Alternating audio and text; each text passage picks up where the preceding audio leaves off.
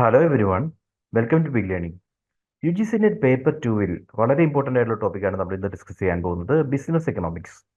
Normally 10 to 12 questions നമുക്ക് ഈ ഏരിയയിൽ നിന്ന് കിട്ടാറുണ്ട്. അപ്പോൾ എങ്ങനെയായിരിക്കണം paper two business economics unit 3 എങ്ങനെയായിരിക്കും നമ്മൾ അപ്രോച്ച് ചെയ്യേണ്ടത്? അതിനെ പറ്റിയാണ് നമ്മൾ ഈ ഒരു ലെക്ചറിൽ ഡിസ്കസ് ചെയ്യുന്നത്. അതോടൊപ്പം അതുമായി ബന്ധപ്പെട്ട് പ്രീവിയസ്ലി ചോദിച്ചിരിക്കുന്ന കുറച്ച് MCQs കൂടി നമുക്ക് കാണാം. Okay, so first of all syllabus നമുക്ക് നോക്കാം. സിലബസിലേക്ക് വന്നു കഴിഞ്ഞാൽ ഇത്രയും ഏരിയാസ് ആണ് ഇൻക്ലൂഡ് ചെയ്യുന്നത്, ലൈക്ക് ബിസിനസ് എക്കണോമിക്സിന്റെ meaning, scope, then objectives of business firms, demand analysis. Demand കൺസെപ്റ്റുമായി ബന്ധപ്പെട്ട് നോർമലി നമുക്കൊരു ക്വസ്റ്റ്യൻ കിട്ടാറുണ്ട്. Then consumer behaviour, utility analysis, indifference curve analysis, then law of variable proportion. അതിനകത്ത് ലോ ഓഫ് റിട്ടേൺസ് സ്കെയിലും normally പഠിച്ചിരിക്കണം. Then indifference കർവുമായി ബന്ധപ്പെട്ട് questions ഉണ്ടാവാറുണ്ട്. Theory of cost, short run and long run cost curves, price determination under different market forms, perfect competition, monopolistic competition, oligopoly, price leadership model, monopoly and price discrimination. So ഇതിലെ ഏറ്റവും important topic പറയുകയാണെങ്കിൽ ഏറ്റവും important ആയിട്ടുള്ള topic എന്ന് പറയുന്നത് demand ഏരിയയിൽ നിന്ന് questions ഉണ്ടാവും. രണ്ടാമതായിട്ട് പ്രൈസ് ഡിറ്റർമിനേഷൻ, ഡിഫറെൻറ്റ് മാർക്കറ്റ് ഫോംസുമായി ബന്ധപ്പെട്ട ക്വസ്റ്റ്യൻസ് നമ്മളോട് ചോദിക്കാറുണ്ട്. അത് ചിലപ്പോൾ നമ്മളോട് പല മാർക്കറ്റ് ഫോംസിന് തന്നിട്ട് അതിൻ്റെ ഫീച്ചേഴ്സ് പറഞ്ഞുണ്ടാകാം. അല്ലെങ്കിൽ പ്രൈസ് ഡിറ്റർമിനേഷൻ ചെയ്യുമ്പോൾ പെർഫെക്റ്റ് കോമ്പറ്റീഷനിൽ എങ്ങനെയായിരിക്കണം, അത്തരത്തിലുള്ള ക്വസ്റ്റ്യൻസ് നമ്മളോട് ഈ ഏരിയയിൽ നിന്ന് ചോദിക്കാറുണ്ട്. പിന്നെ pricing strategies, skimming price, penetration pricing, peak load pricing പോലുള്ള ഡിഫറെൻറ്റ് പ്രൈസിങ് സ്ട്രാറ്റജീസ് നമുക്ക് ഇമ്പോർട്ടൻ്റ് ആണ്. സോ ഇത്രയും കാര്യങ്ങളാണ് നമ്മുടെ സിലബസിൽ പറയുന്നത്. ഓക്കെ, വളരെ ഇമ്പോർട്ടൻ്റ് ആയിട്ടുള്ള ഏരിയാസ് നമ്മൾ പറഞ്ഞു. അതിൽ തന്നെ ഏറ്റവും ഇമ്പോർട്ടൻ്റ് ആയിട്ട് നമുക്ക് ഐഡൻറ്റിഫൈ ചെയ്യാവുന്ന 6 ടോപ്പിക് ഏരിയാസ്. ഒന്ന് ഡിമാൻഡ് തിയറി. ഡിമാൻഡ് തിയറിയിൽ നിന്ന് നോർമലി ക്വസ്റ്റ്യൻസ് ഉണ്ടാവും. Then price determination under different market forms. മൂന്നാമതായിട്ട് ഇൻഡിഫറൻസ് കർവ്. ഇൻഡിഫറൻസ് കർവിൻ്റെ ഫീച്ചേഴ്സ് ഒക്കെ ചോദിച്ചുകൊണ്ട് നമ്മളോട് ക്വസ്റ്റ്യൻസ് ചോദിക്കാറുണ്ട്.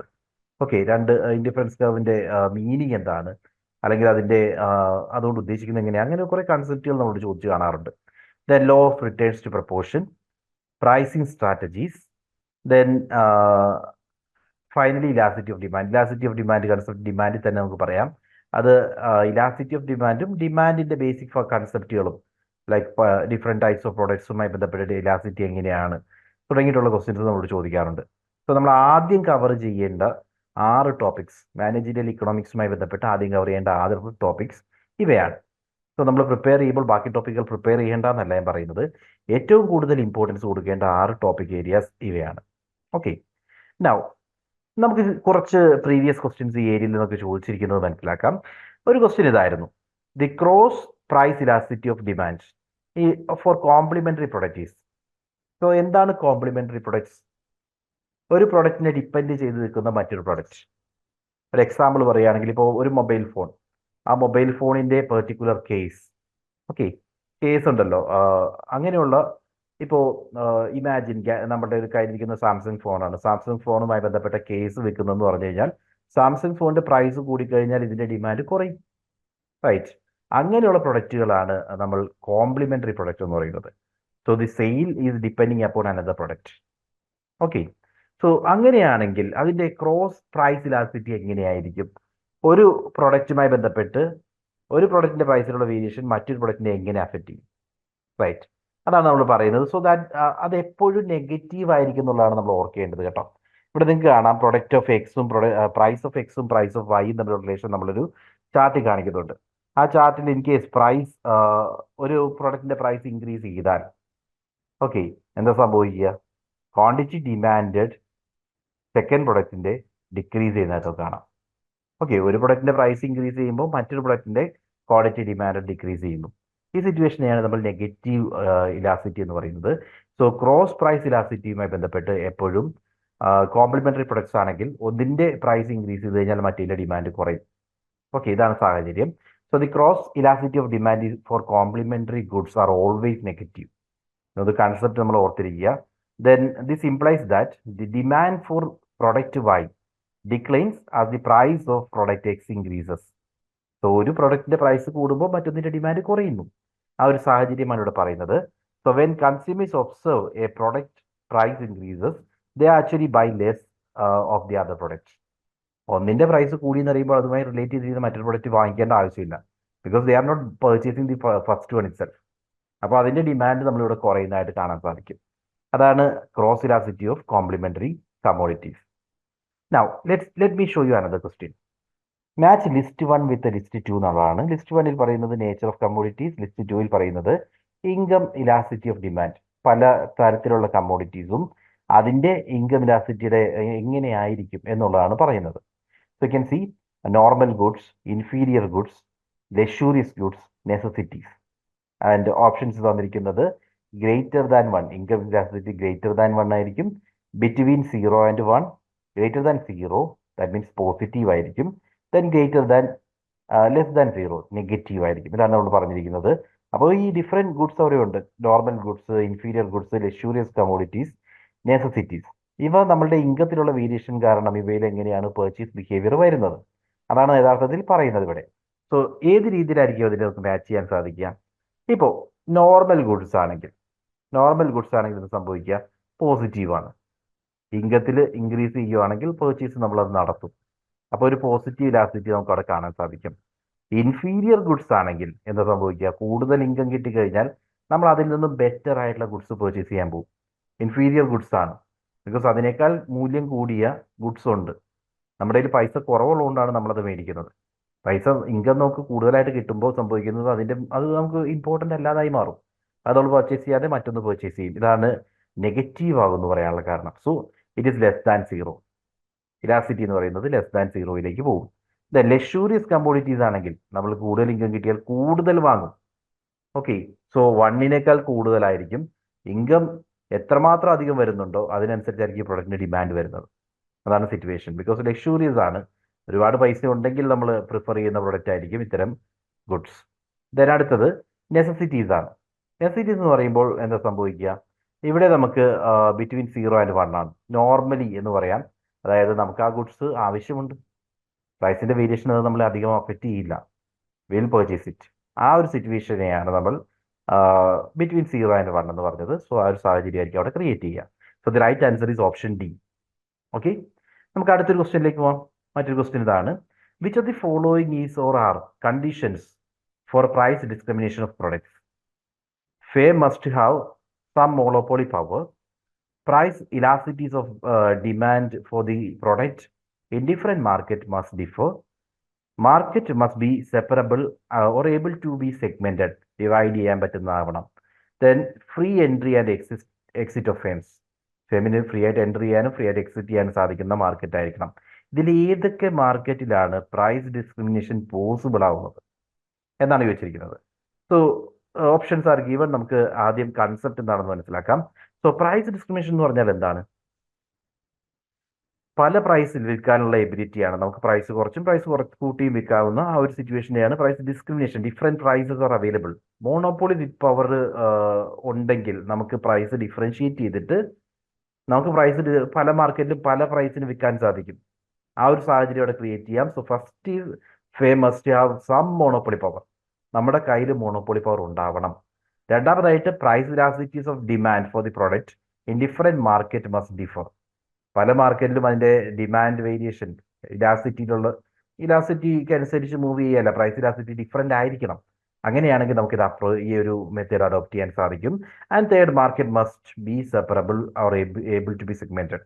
മാർക്കറ്റിനെ പല ഇതായിട്ട് ഡിവൈഡ് ചെയ്യാൻ സാധിക്കണം. മീൻസ് പല മാർക്കറ്റുകളായിട്ടോ പല സെഗ്മെന്റ്സ് ആയിട്ടോ ഡിവൈഡ് ചെയ്യാൻ സാധിക്കണം. അങ്ങനെ ഡിവൈഡ് ചെയ്യാൻ നമുക്ക് സാധിക്കുന്നു.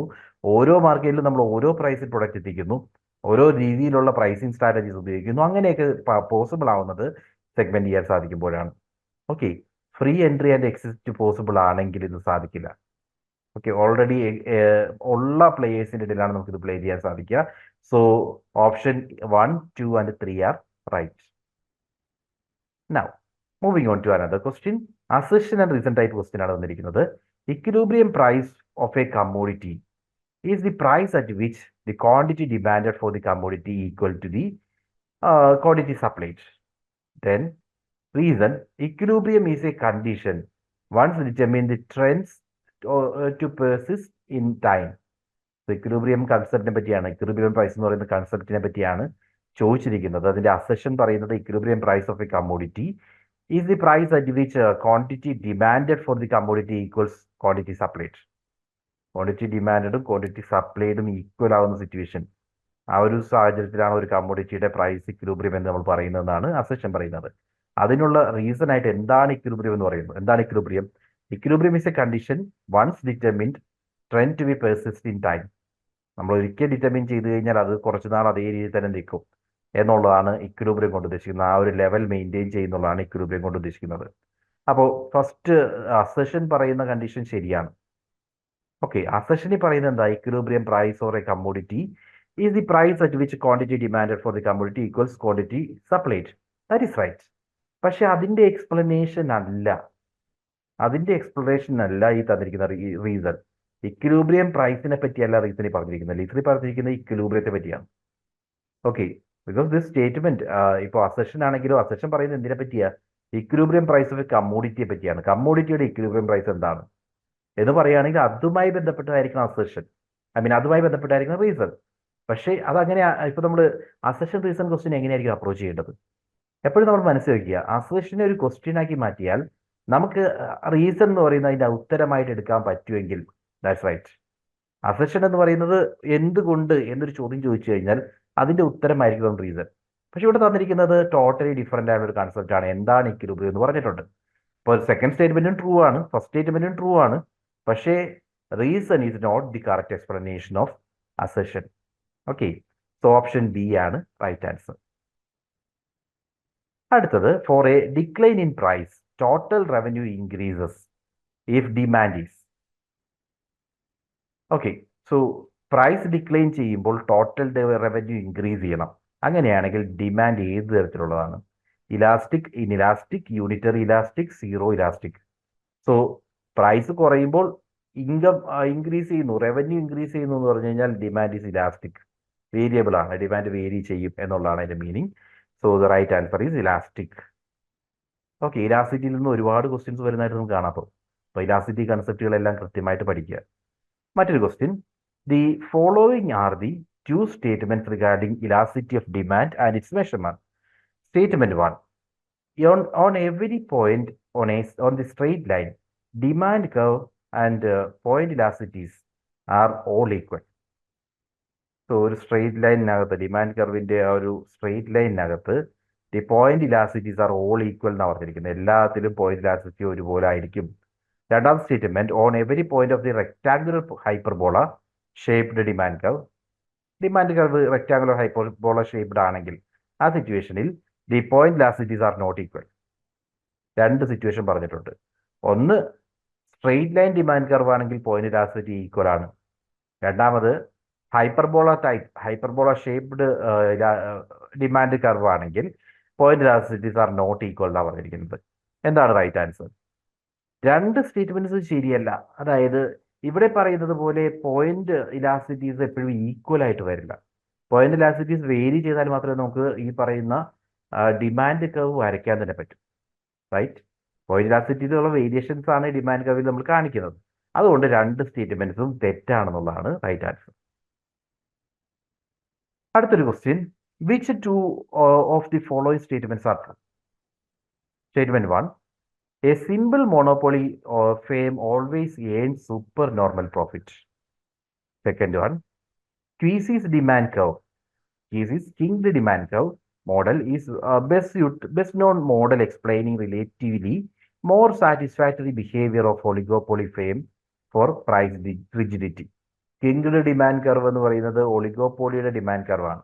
അപ്പോൾ നമ്മൾ ചോദിച്ചിരിക്കുന്നത് Sweezy's demand curve, Sweezy's kinked demand curve model, ആ മോഡല് ഈ മോണോപോളി ഫേംസിന്റെ പ്രൈസിങ് അതിനൊക്കെ ആ ഒരു കൺസെപ്റ്റിനെ എക്സ്പ്ലെയിൻ ചെയ്യാൻ ഏറ്റവും നല്ലതാണ് എന്നാണ് രണ്ടാമത്തെ സ്റ്റേറ്റ്മെന്റ് പറയുന്നത്. മൂന്നാമതായി, a perfectly competitive firm is a price taker. നാലാമതായി, firm under monopolistic competition earn only normal profit. Okay, so തന്നിരിക്കുന്ന സ്റ്റേറ്റ്മെന്റുകളിൽ റൈറ്റ് ആയിട്ടുള്ള രണ്ട് സ്റ്റേറ്റ്മെന്റ് ഉണ്ട്. ഇപ്പോൾ monopoly firm always earn super normal profit എന്ന് പറയുന്നത് ശരിയല്ല. മോണോപോളി ഫേം ആണെങ്കിലും അവർക്ക് സൂപ്പർ നോർമൽ പ്രോഫിറ്റ് എപ്പോഴും ഏൺ ചെയ്യാനൊന്നും സാധിക്കില്ല. ഒരു റിലേറ്റീവ് പ്രോഫിറ്റ്സ് ആയിരിക്കും. ഇപ്പോൾ ഗവൺമെന്റ് ഫേംസ് ഒക്കെ പലപ്പോഴും മോണോപോളി ആവാറുണ്ട്. അവർ ഏൺ ചെയ്യുന്നത് സൂപ്പർ നോർമൽ പ്രോഫിറ്റ്സ് ആണെന്ന് എപ്പോഴും നമുക്ക് പറയാൻ സാധിക്കില്ല എന്നുള്ളതാണ് അത് തെറ്റാന്ന് പറയാനുള്ള കാരണം. രണ്ടാമത്തത്, Sweezy's kinked demand curve model is the best known example for explaining relatively more satisfactory behaviour of oligopoly firm for price rigidity. ആ കൺസെപ്റ്റ് നല്ല രീതിയിൽ എക്സ്പ്ലെയിൻ ചെയ്യുന്നത് എപ്പോഴും പി സിയുടെ കിങ് ഡിമാൻഡ് കർവ് മോഡൽ തന്നെയാണ്. മൂന്നാമതായിട്ട് a perfectly competitive firm is a price taker. That is right. Perfect competition ആണെങ്കിൽ price എന്ന് പറയുന്നത് മറ്റ് മറ്റ് പ്ലേയേഴ്സിനനുസരിച്ചാണ് ക്രിയേറ്റ് ചെയ്യപ്പെടുക. Okay, so under firms under monopolistic competition earn only normal profit. That's not right. അവർ നോർമൽ പ്രോഫിറ്റ് തന്നെയാണ് എപ്പോഴും ഏൺ ചെയ്യുന്നതെന്ന് പറയാൻ സാധിക്കില്ല. മോണോപ്പൊളി ആകാൻ വേണ്ടിയുള്ള കോമ്പറ്റീഷൻ ആണ് monopolistic competition. There will be only few players, right. ആ ഒരു പ്ലെയറിന് ലിമിറ്റഡ് നമ്പേഴ്സ് ആയിരിക്കും.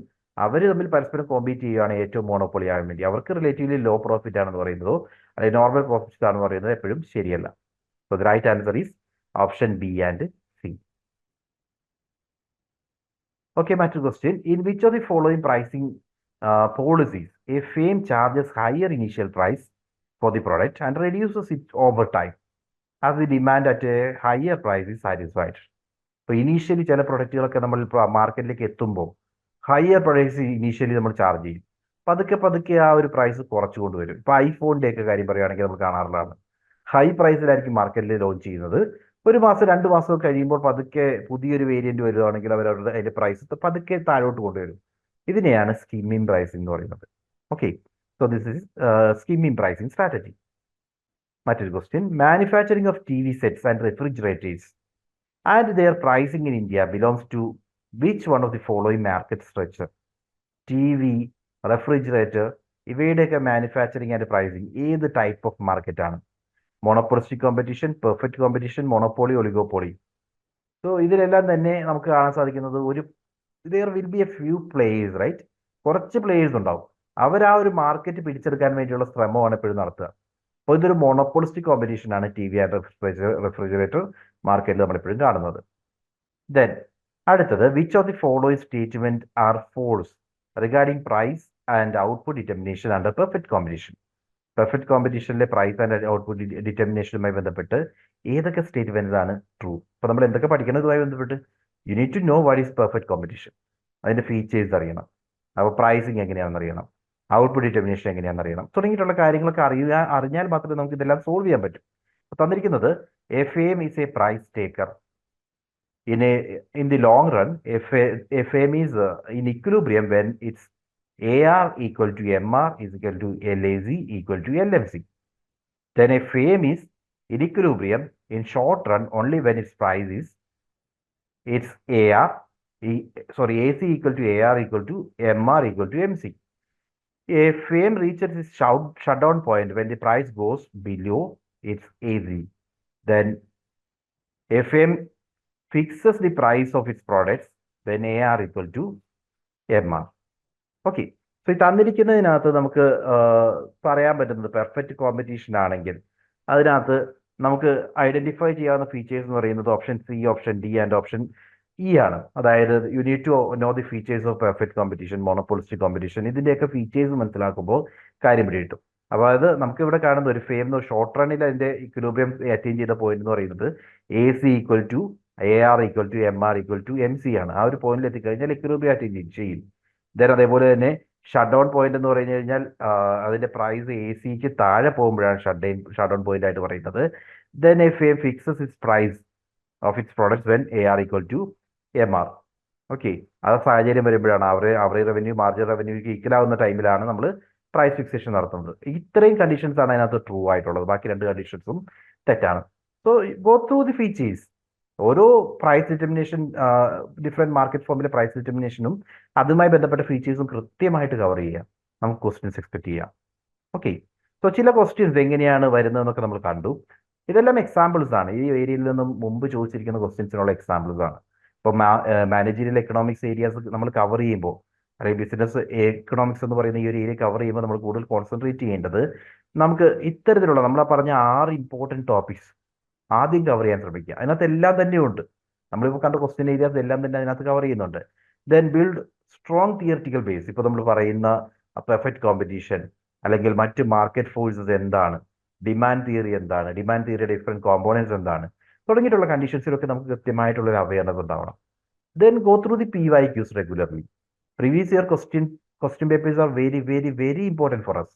അപ്പോൾ ആ കണക്റ്റഡ് ക്വസ്റ്റ്യൻസ് നമുക്ക് കാണാം, റിപ്പീറ്റ് ചെയ്ത് വരുന്നതായിട്ട് കാണാം.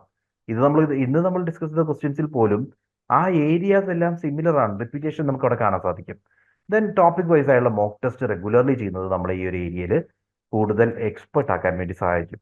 So there will B 8 to 12 questions normally നമ്മൾ ഈ ഒരു ഏരിയയിൽ നിന്ന് കാണാറുണ്ട്. നമ്മുടെ ടാർഗറ്റ് എപ്പോഴും 80% എങ്കിലും സ്കോർ ചെയ്യാൻ വേണ്ടി ആയിരിക്കണം.